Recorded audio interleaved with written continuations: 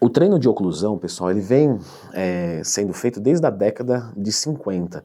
De uns tempos para cá se tornou um pouco mais popular, porque a gente começou a ver os fisiculturistas treinando. Mas, Leandro, o que é o treino de oclusão? Coloca uma foto aqui do lado para vocês terem uma ideia.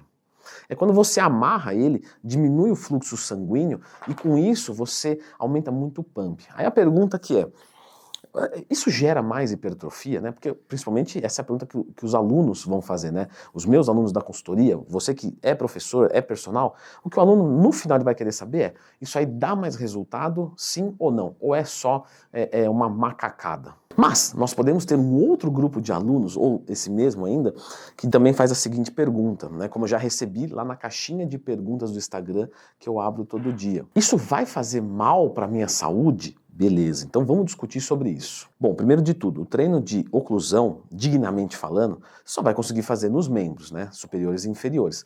Você não vai conseguir fazer um treino de costas, por exemplo. Como é que você vai amarrar a escápula ou alguma coisa desse sentido? Não tem como. Então normalmente acontece ali do cara fazer um treino de bíceps e tríceps, ou de fazer um treino de quadríceps, isquiotibiais, etc. E quando começou isso lá, na década de 50, ele era programado para os indivíduos que tinham problemas articulares e não conseguiam levantar grandes cargas, porque quem já fez sabe que a carga, você não consegue colocar muita carga.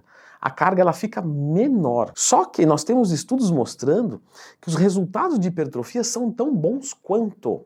E agora é importante falar. Nós não temos resultados a mais de hipertrofia fazendo o treino de oclusão. Nós temos os mesmos resultados utilizando menos carga. Mas por que isso acontece?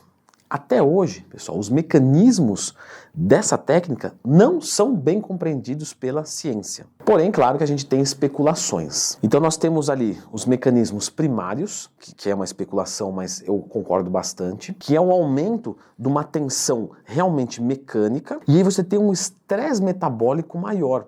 Ou seja, você tem mais acúmulo de metabólico lá, por isso que você sente até mesmo uma queimação. E isso vai gerar os mecanismos secundários, que é, por exemplo, um aumento de dano muscular, hormônios sistêmicos e localizados, um aumento de inchaço celular, um aumento de óxido nítrico, e a gente tem um maior recrutamento de fibras tipo 2, de capacidade anaeróbica, fibra branca. E aí nós vamos para o terceiro ponto, que são as ações hormonais, como por exemplo, um caminho de sinalização de IGF-1, de P13K, de AMK, de mTOR, e tudo isso são sinalizadores favoráveis à hipertrofia muscular. E até mesmo a gente poderia citar aqui, né, uma influência na miostatina.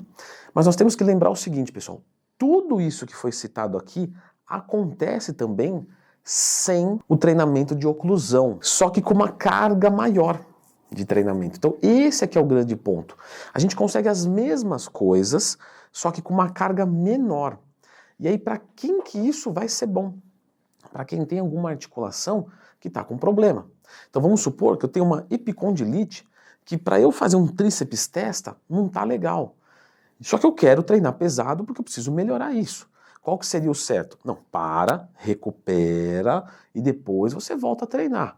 Ah, mas eu sou um atleta de altíssima performance, não tenho tempo para isso. Ou, beleza eu recuperar, mas aí eu tenho uma orientação do meu ortopedista que eu posso treinar com 60% da carga. Só que 60% não me gera hipertrofia, porque eu não consigo chegar até a falha em 10 repetições. O que eu vou fazer? Eu posso fazer um treino de oclusão para, com essa carga que meu ortopedista sugeriu para eu conseguir me recuperar, eu continuar tendo hipertrofia. Então, por exemplo, eu estou trabalhando com um aluno idoso, como já aconteceu, e ele tinha condromalácia patelar grau 3. O que acontece?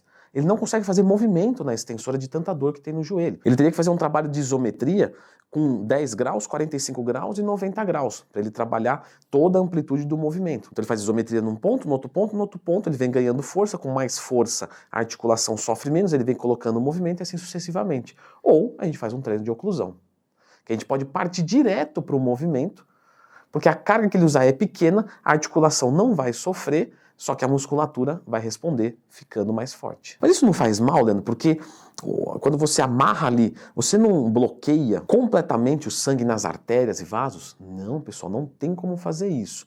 Vai apertar e vai diminuir o fluxo sanguíneo, mas zerar não. Então pessoas saudáveis não tem problema fazer um treinamento de oclusão. É até legal Tem evidências que mostram que ele aumenta uma substância chamada fibrinolítico, que ela tem um efeito antitrombótico, ou seja, diminui a trombose. Porém, pessoas que têm problemas cardiovasculares, como a própria trombose, uma coisa é prevenir, outra coisa eu já tenho e vou fazer o treino de oclusão. Aí não é legal. Mulher grávida, não. Quem tem varizes na perna, também não. Pessoas que têm uma pressão arterial naquele momento da atividade física, lógico, acima de 16/9, também não é legal. E aí eu vou deixar aqui uma dica para os professores. Nunca passe um treino de oclusão para um aluno que você não tem certeza que ele está bem. E sempre deixe claro para o seu aluno que a diferença no resultado é irrelevante. Ele só vai treinar com menos carga e vai ter o mesmo resultado. Só que aqui a gente abre outra crítica. Porque se eu começo a treinar com menos carga e eu começo a ter menos força, ou menos progressão de força, quando eu for fazer um treinamento de dorsais, por exemplo, eu posso ter alguma assimetria do meu bíceps ou do meu antebraço falhar antes das dorsais, o que é muito ruim. Então, esse método não é assim, me deu vontade de fazer e eu vou fazer. Não, esse tipo de método é para fazer num momento específico da periodização, onde está com estresse articular grande. Então, é contextual. Então, não é assim, acordei e estou com vontade de fazer. Uma coisa é fazer um treino assim, porque eu quero ver como é que é. Beleza, vai lá e faz. Outra coisa é falar assim, nós vamos fazer 8 semanas assim, do nada, sem motivo prévio nenhum e sem objetivo futuro nenhum. Aí não é legal, certo? Eu vou deixar vocês agora com esse vídeo aqui, que ele ensina algumas técnicas, alguns macetes de treinamento bem legais para você e totalmente saudáveis. Dá uma conferida aqui.